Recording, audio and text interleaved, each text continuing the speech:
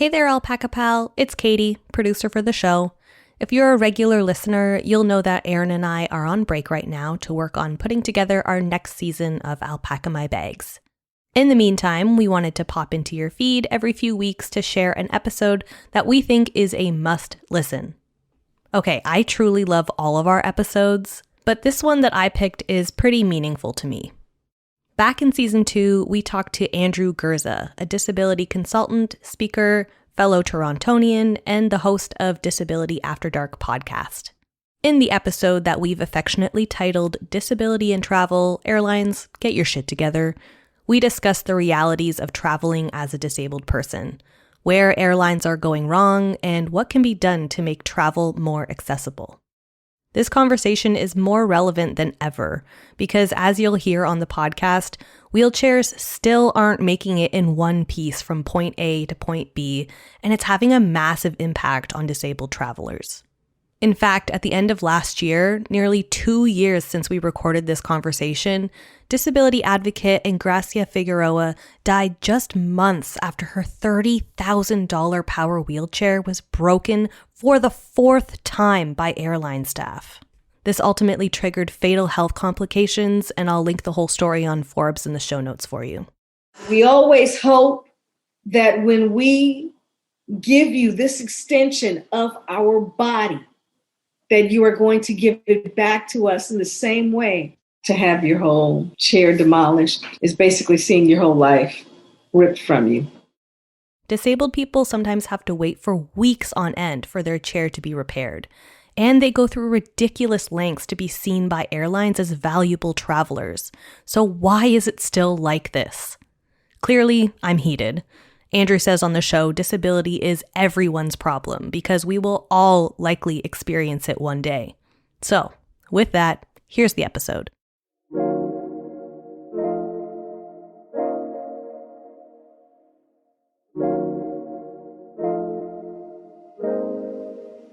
Hello, my fellow alpaca pals. It is a rainy summer evening, and we are back in the studio chatting about travel, but through a critical lens. And today is all about accessible travel. The average able-bodied traveler, myself included, has the privilege of not needing to consider certain things while on the road. I've never needed to email a hotel to check that they have an elevator, or map my route based on how to avoid cobblestone streets. So today we're going to chat about this and more with Andrew Gurza.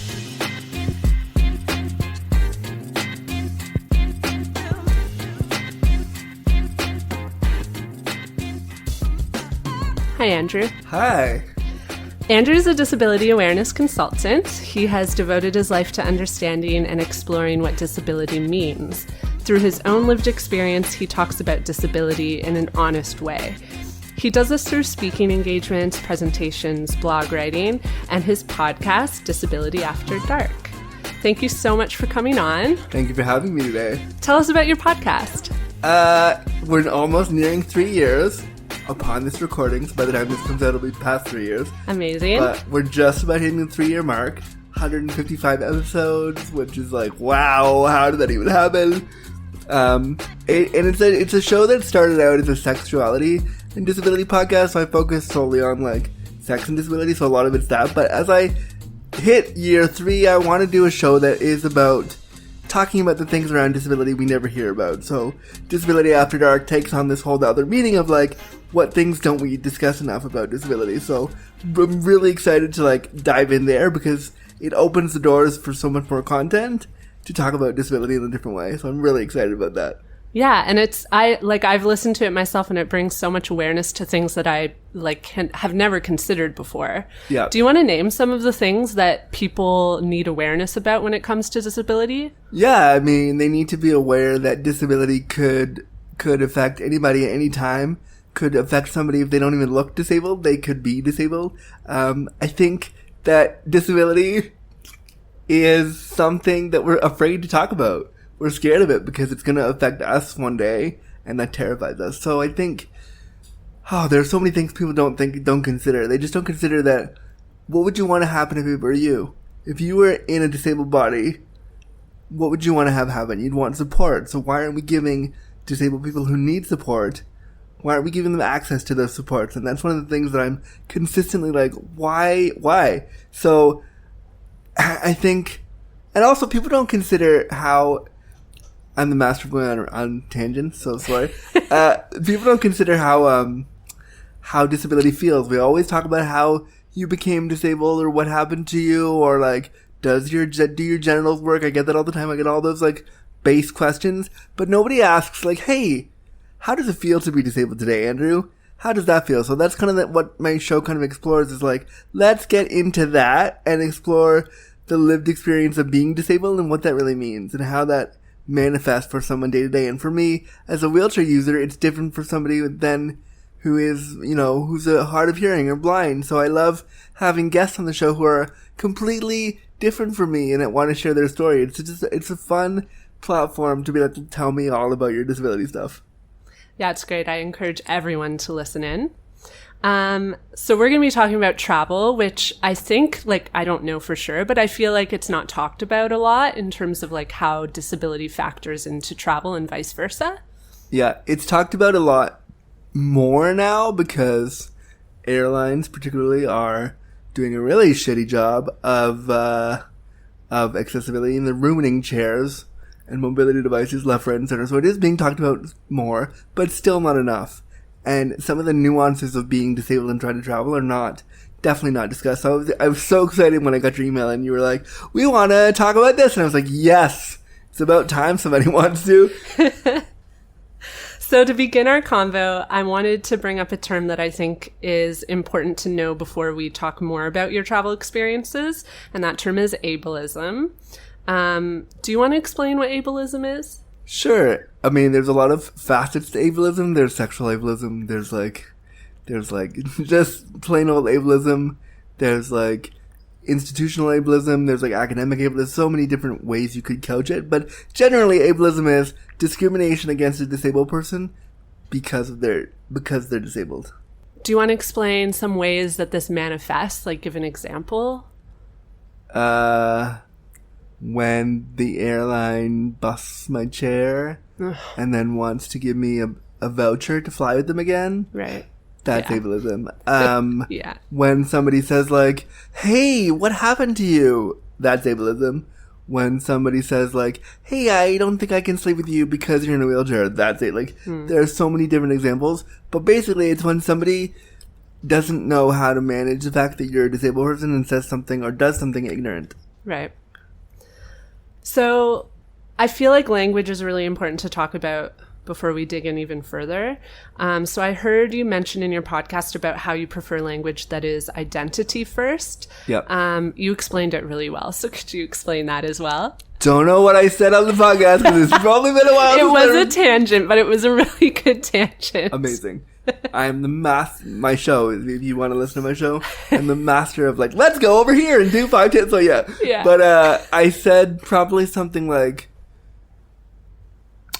I prefer identity first because disability is a part of me, and using words like cripple, using words like disabled person really center disability for me in my body and who I am as a person. And so for me, this is not for every disabled person, but in my experience, saying person with a disability divorces you from the disability. I can't run away from it. It's going to be a part of me every day, all day. So saying disabled person is a really empowering way of doing that.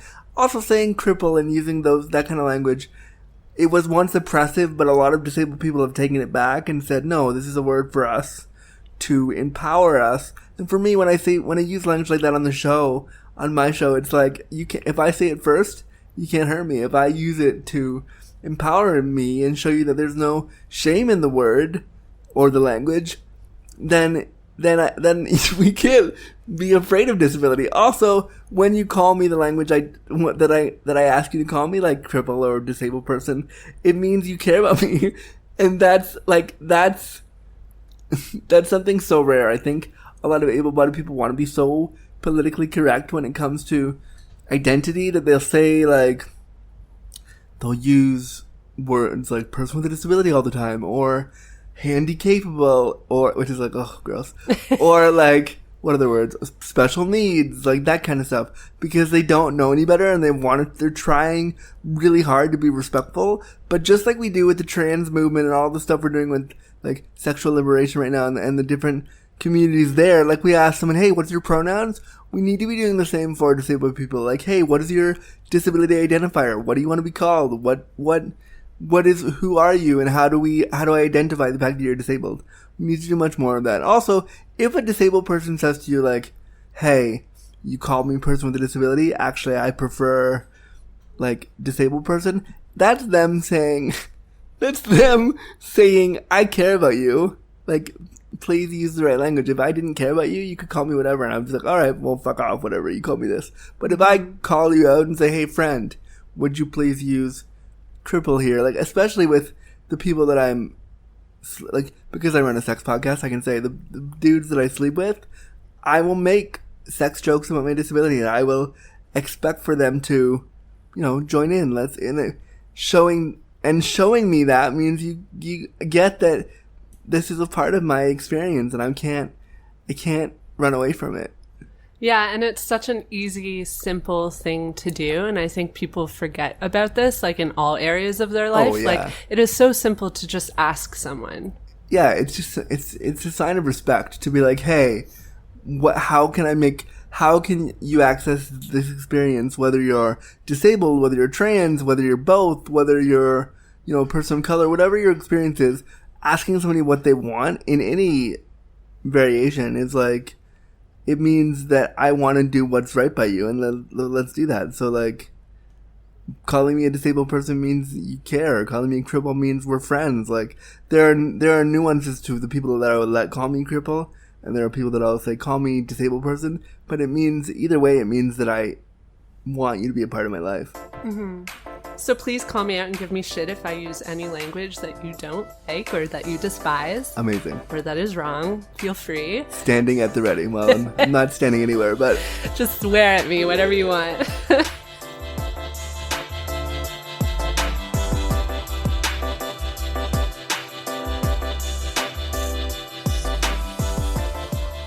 Okay, so you did an amazing episode of Disability After Dark that really stood out to us as travelers. About how to plan a romantic getaway for your disabled partner. So if you haven't heard this ep, I definitely recommend it. But since you've already covered that on your podcast, tell us about your journey into travel.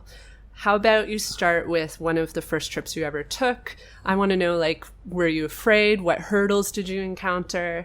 What challenges did you think you would encounter that you maybe didn't? Just tell us about your first experience. Yeah, I was 5, and I went from Toronto to California to go to Disneyland, and I remember being the most excited and, like, loving it because it was Disneyland, and I was 5. And, of course, like, it was great. I don't remember...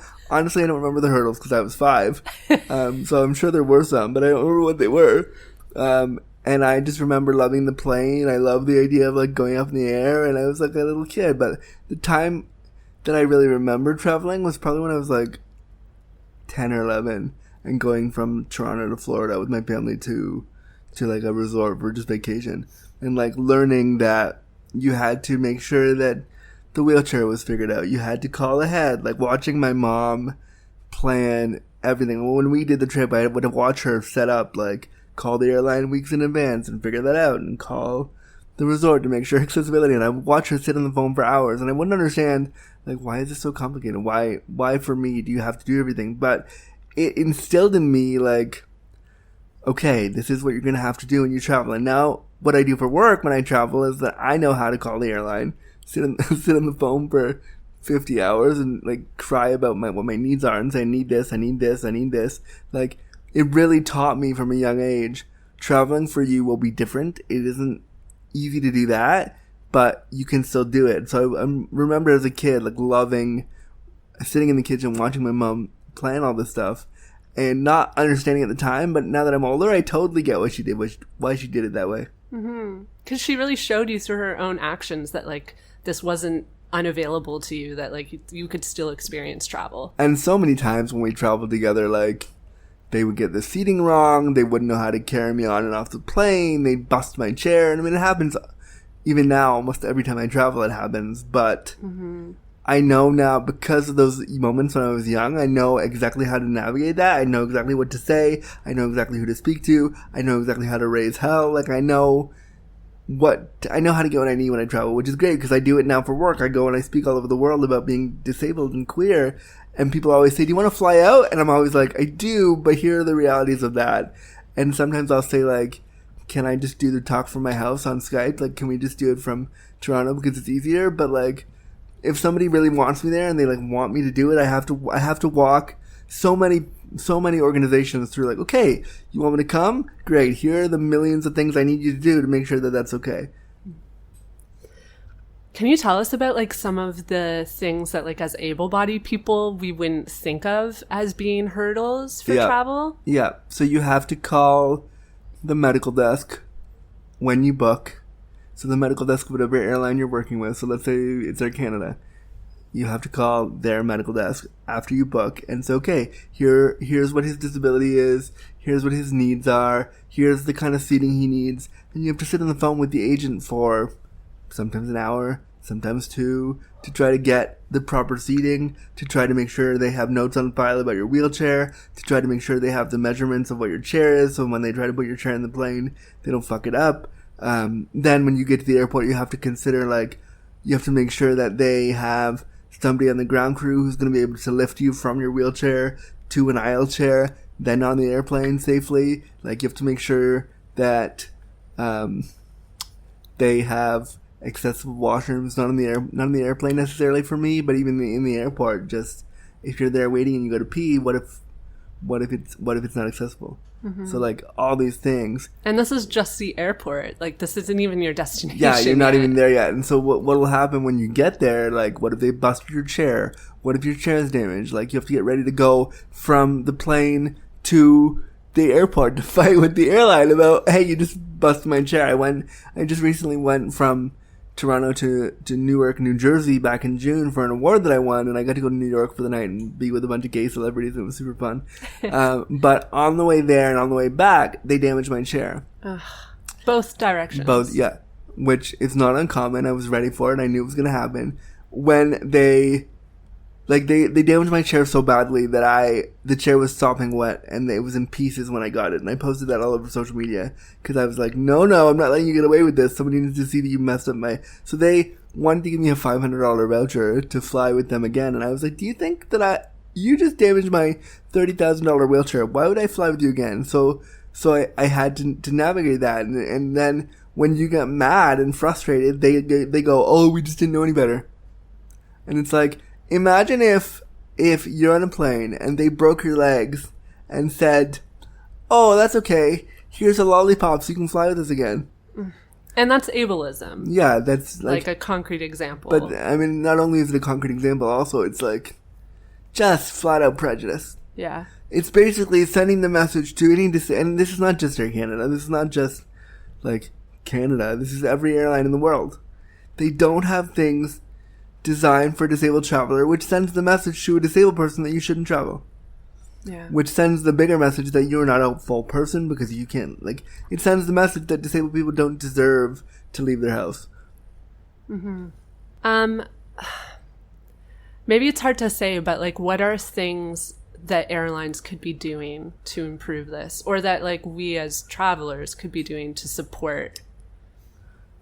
That's a great question. Anything. What travelers can do? Yeah. When somebody with a disability says an airline damaged my thing, tweet about it, write to the airlines, tell them you want better service. Like, when somebody with a disability is getting on the plane, and if you're in the seat next to them, move.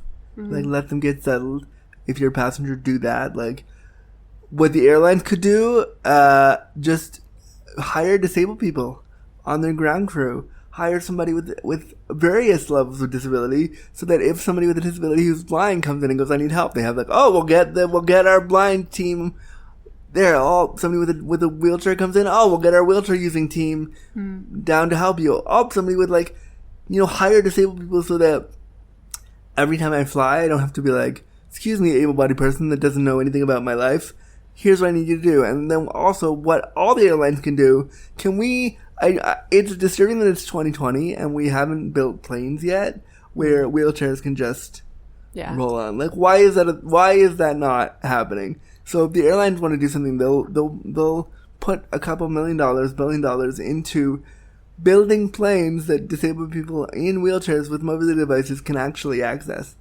Yeah, that's actually like, and I feel so silly because like I never considered this, but it's absolutely true. Like, how freaking hard is it to just like create a space in the plane? I mean, it's really not. All they have to do is take out some of the seats or build a bigger, front section or whatever. Because you know what? If the plane goes down, I'm going down anyway. So like, yeah. That's it. My mom and I have a running joke sometimes because they'll come by us when they're doing like cross check on the airplane and they'll say like, "Do you know the emergency exits?" We just laugh because like, okay, if the plane goes down, like, it was nice to know you. What am I gonna do? Like, all right, bye. So like, what I'm saying is you can put chairs in planes because if it goes down, I'm going down. Like, yeah, it's so true. Yeah, I think it's really difficult for able-bodied folks to imagine, like, not only regular life for someone who has a disability, but traveling with a disability. So we saw your recent Twitter post about your chair getting completely soaked and mishandled by Air Canada. Yep. And you mentioned this already. And I've been reading about hurdles like airplanes that don't have an aisle chair available for passengers with mobility issues. Yep. What other issues are you finding in the airplane? In the airplane? The fight over the bulkhead seating.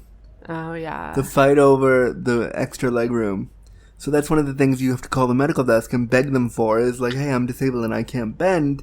I need the front of the row so that I can stretch out. And they'll go, well, the seats are reserved for like the higher band customers. And it's like, is it really though? Like, I have needs. Can we give me that? Why is it so complicated right now that you can't just let me have like the row? And so that's really frustrating. And then also like, why isn't there washrooms that I can use? Like, for me, I could never use the washrooms. So, but why can't they make a plane, like, look, why can't they treat disabled people like giant celebrities and build those planes that are huge that has all the stuff on it and make that the disabled airline? I don't care. It would just be easier and I'll still pay economy prices, whatever, fine. But if I can get on the plane with my chair and use the bathroom and move my chair around if I have to, like, it can be done. We don't care enough about marginalized people when they fly to make it a reality.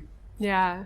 And it's crazy to me too. So like, it's not really a comparison, but Katie and I both have severe food allergies and I've had frustrations with airlines because I've never been fed on an airplane. Whatever I do, I call them, I beg, like they will not feed me. They refuse. They're like, it's not safe. And one time I had Air Canada tell me they didn't want me to board the plane because it was too much of a liability for me to fly with them. And it's like, how hard is it? Just like, that's such a simple thing. Like, provide a nut-free meal. Like, you're providing like 20 other different meals. It's so simple. For people with restrictions. I hope and you're can't listening. do that. You're like, and it's so, not that I want to bash them, but I will bash them here because why not? They say they've just won all these awards for being the best airline in Canada. Yeah. And it's like, who is giving you these awards? Your friends? They're also like the only airline in Canada. Like, I mean, it's just so silly. Like, come on. Yeah, I agree. So flying is one thing. What are the kinds of hurdles you encounter when you reach your destination? Can you get accessible transit from the airport to your hotel? Yeah. Is the hotel you booked actually accessible? Like, whose accessibility standards did they use to decide if you can get in the hotel or not? Like, did they damage your chair so much that you can't leave the airport or you can't get out of the airport? That's happened before, where they damaged my chair so much that it's like, okay, we're going to be here for 3 more hours because I went to a talk a couple years ago in Chicago. And we get to Chicago, and I've never been there, and I'm excited because I'm like, ooh, Chicago, like big city. Ooh, it looks so we get there, and they damaged my chair so badly it wouldn't drive. And I'm there with my friend who's doing my personal care, and we're in the hotel, and they were like, well, the part we need is 8 hours away, and the guy's going to come get it for you, but he's not going to be able to be here tomorrow afternoon. So you have to sit there all night in the hotel. And we hung out and we just watched TV. It was fine. But it was like, what if I had other jobs to do? What if I was like coming in from my talks? What if I had like things to do that required me to be there? what would I do? What if I was being paid to speak, which is my job? What if I, like, they take no consideration for, like, what happens if you're a business person and you're disabled and you're trying to get somewhere? You lose out on wages and revenue and time, and so who's going to compensate you for that? Yeah. So there's so many different degrees to the kind of discrimination that you experience. Oh yeah, there's like personal, there's professional, because it looks bad on you if you can't go to an event because your chair's busted. And usually the event space, you're being asked to come by non-disabled people, so they don't know what it means when your chair's busted, and so you have to do the game where you're like, oh hey, sorry, my chair's totally damaged. Maybe I'll get there tomorrow. And that's what happened with the conference. Like, I wasn't speaking for the next day, but I had to be like, I can't come to the opening ceremony tonight because my chair's busted. Sorry. And then you feel bad because somebody flew you out for that express thing, and then you're like, sorry, the airline damaged my chair. In this case, were they understanding? Yeah, they were totally fine, and like they were super sweet about it. But I felt bad because I know I'm trying to build a brand on talking about disability, and how can I do that if I'm stuck in a hotel room because the airline damaged my chair? Yeah. Yeah.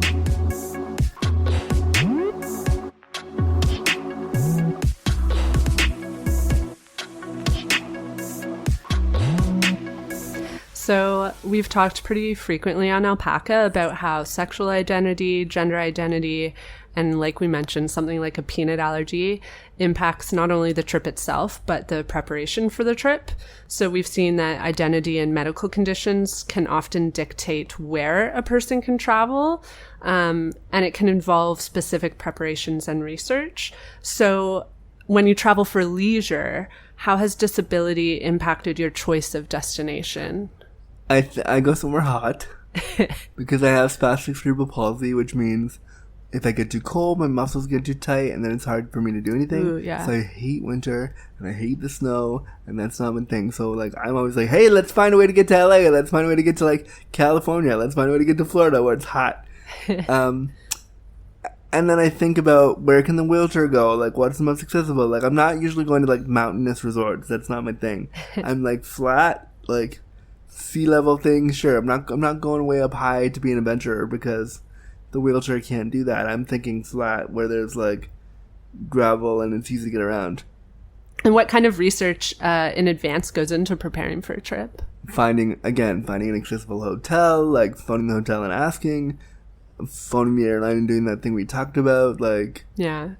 So it's like hours, I'm assuming, of research that goes into it. I wouldn't say hours. Well, yeah, I don't do it all at once, but if I'm going to London in a couple weeks with my family, and I'm so excited. And so we did hours of research together, hours over a few months of like, hey, where do we want to go? Let's find the best spot. Let's look at like what's cost effective too, because a lot of disabled people don't have a lot of money, or they're on social assistance. So traveling is like, it is really truly a luxury. So when this opportunity to come to London came up, we were like, hey, we gotta save money. We gotta I gotta put some money in. We'll all put our money in together and we'll go. So that's a consideration too of like, how much money am I willing to spend to do this versus will I have enough to live after I do this?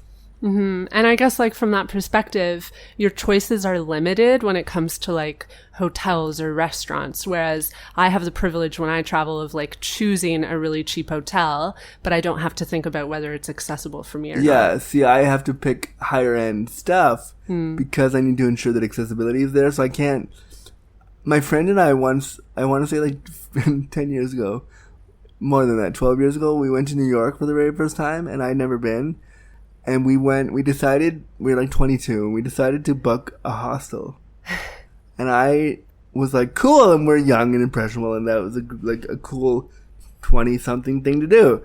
So we went, and we get there, and we phoned them, and they promised, and they said, it's all one floor, he'll have no problem, he'll get his wheelchair in, no big deal. So we get there at midnight on like a Wednesday in Manhattan, and I've never been in Manhattan. It's scary if you've never been there, so I'm terrified of everything. So we get there to this hostel, and there's like 5 stairs leading up to it. My friend and I were like, what the fuck do we do now? So my friend, being the resourceful friend she was, grabbed a piece of plywood from the rats in a garbage dump like a few feet away, and was like, okay, Andrew, I'm putting this over the stairs. drive up this. And I was like, what? So we did. We somehow managed to like drive. I drove up it and almost died.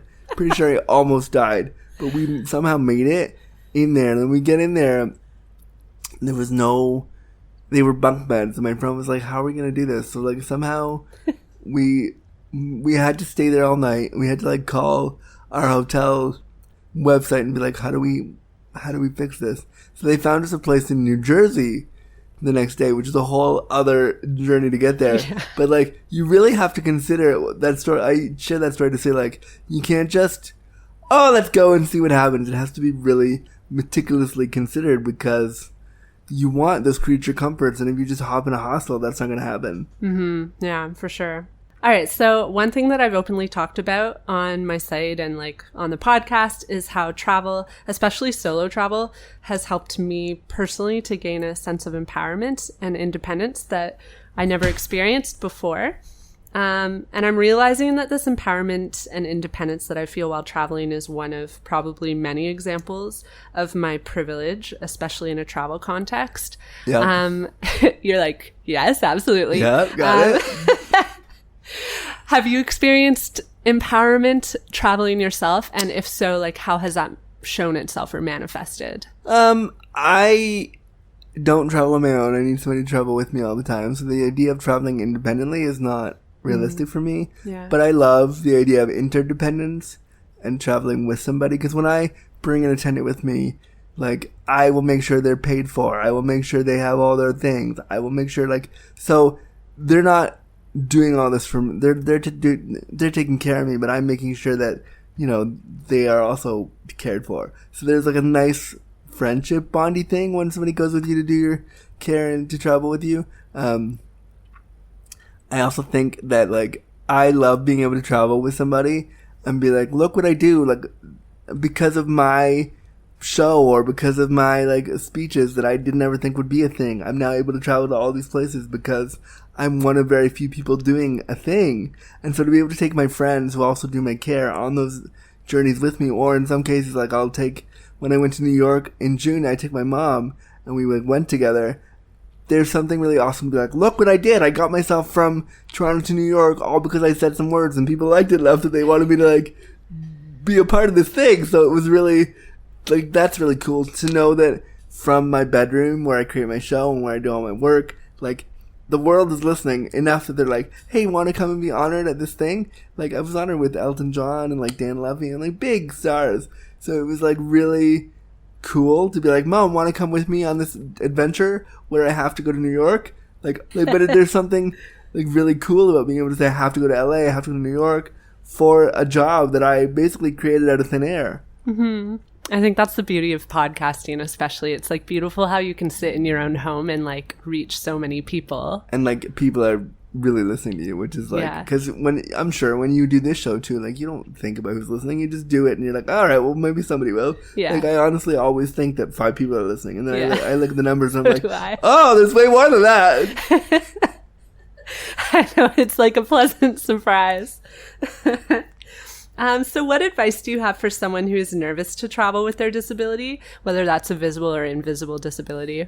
I would say be nervous.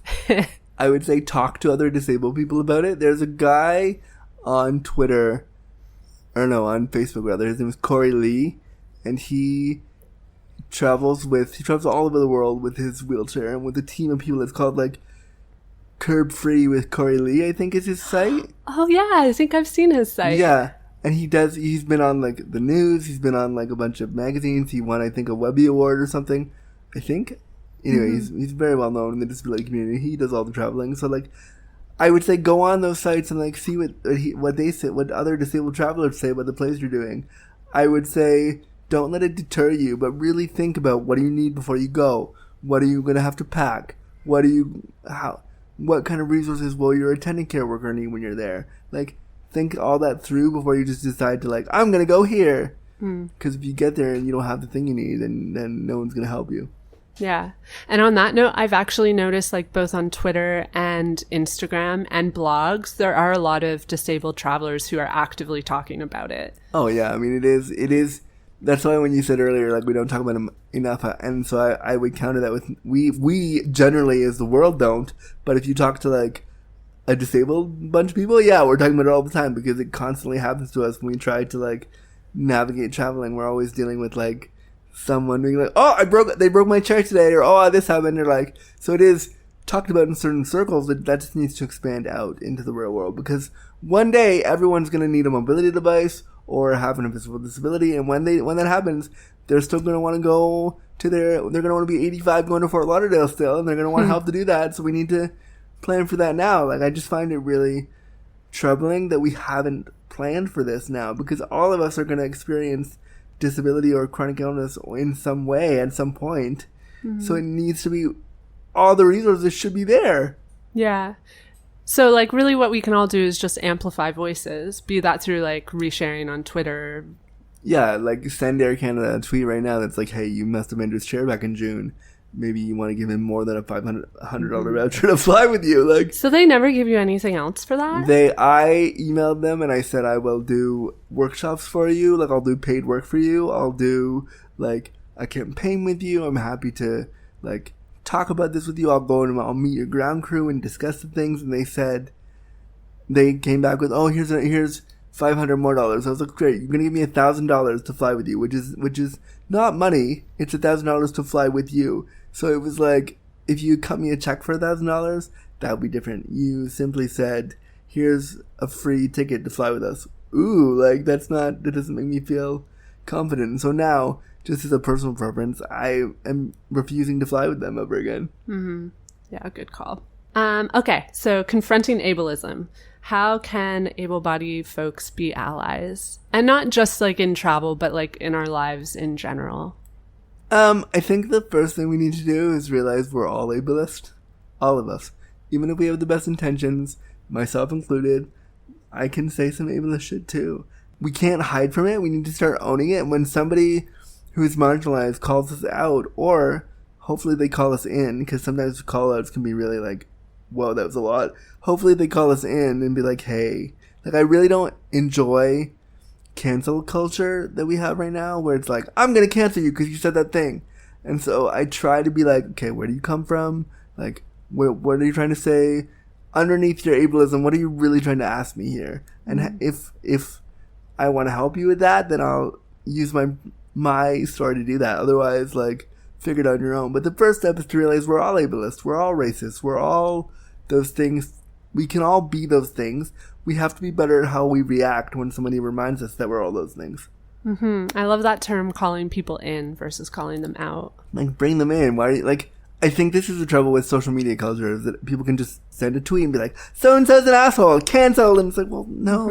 Okay, like, can you just slow down instead of canceling everybody? If you cancel everyone, you're going to have no one to, like, be your friend afterwards. So, like, there's not enough focus on listening a lot of the time, I find, that people, like, and it takes work. And this is another thing that I've thought, like, it's something, like, I consider myself a feminist, and I also consider it a lot of work to be a feminist, educating other people about the challenges that women face in society. And so similarly, like, it's this, like, weird balance of balancing the work of calling people in with, like, your own mental health. Oh, totally. You have to decide, like, is this worth it enough to get in? Like, do I really want to get in a 2 a.m., like, Facebook argument with some rando that I'm never going to talk about? Or is this my friend that I really care about and they said something problematic and I want to, like, guide them? And usually, in my case, if it's somebody that I want to sleep with and I really think they're attractive and they said something kind of shitty, I'm like, all right, let me guide you, because I might end up, we'll be naked in bed later. So maybe I want to fix that. But or also, if it's a good friend, like, just being super real with you. But, like, if it's a good friend also too, like, hey, you said something, and I would hope that if I said something wrong in other communities, somebody would call me in and say, like, hey.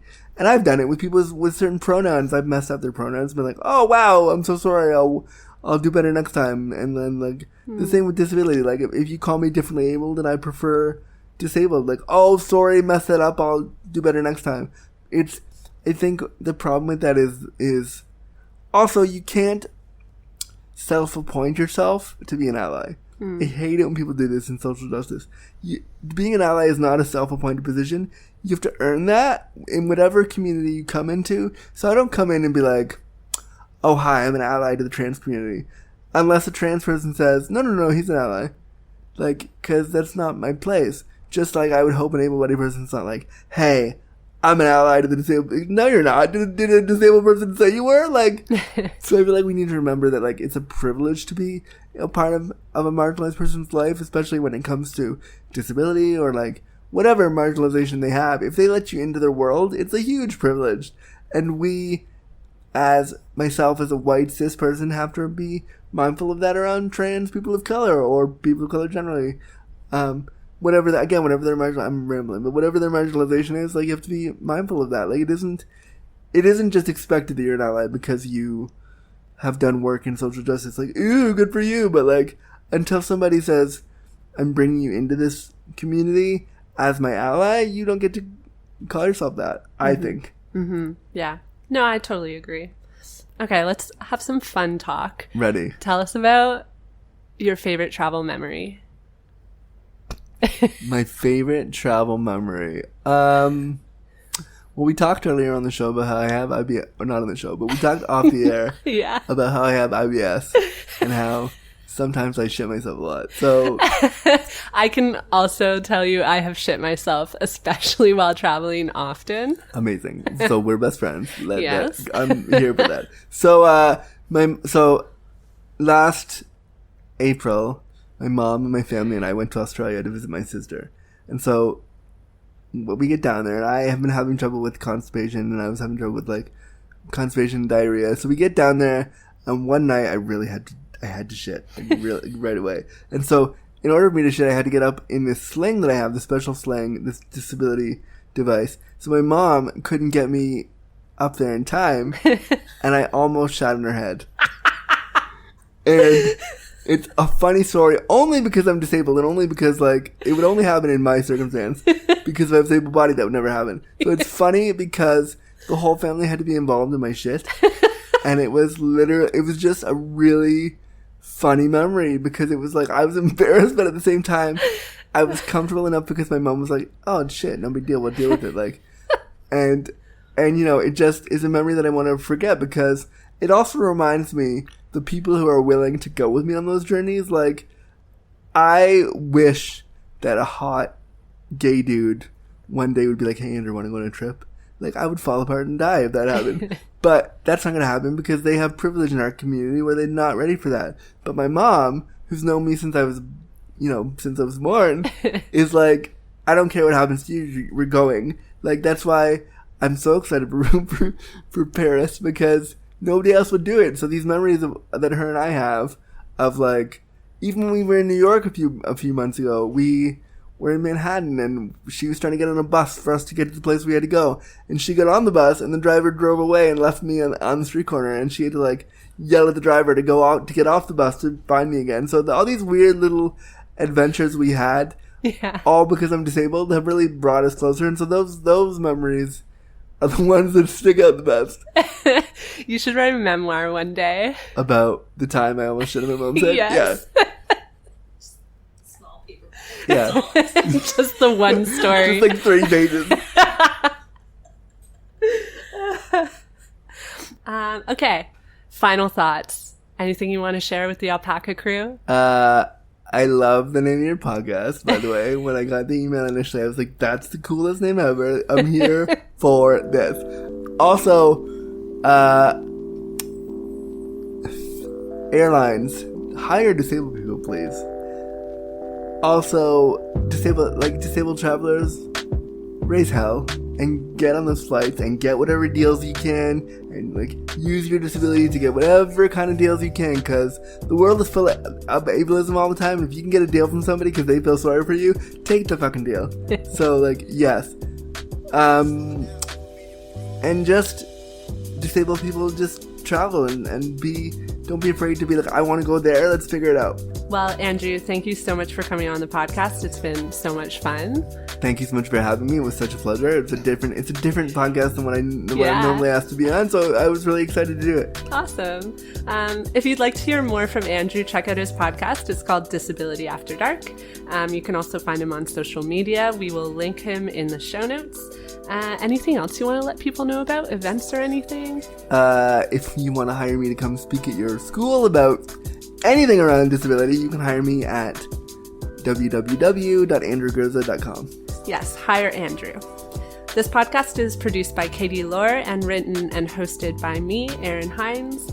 If you'd like to get in touch with us, you can find us on Instagram and Twitter at alpacamybagspod. Join our Facebook group, Alpaca Your Bags, or email us at hello@alpacamybags.ca. If you like what you're hearing, please let us know by reviewing the podcast, and remember to subscribe while you're at it. Tune in every other Wednesday for more episodes, and I hope you all get to alpaca your bags soon. Until next time.